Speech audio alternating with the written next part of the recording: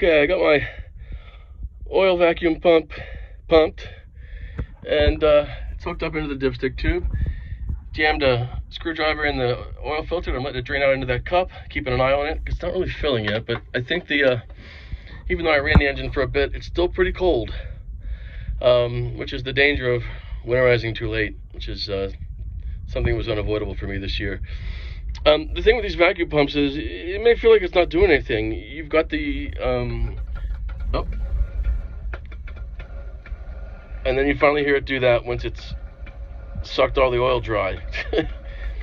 You pump and pump and pump, it seems like nothing's happening because that oil's moving slowly until you hear that glorious gurgle. And when you're doing that, give it some more pumps, try and get as much out as you can. Then we're going to remove the oil filter, pop a new one on, and fill the engine with some new oil. I might just give it a few cranks to lubricate things. All right, more in a little bit.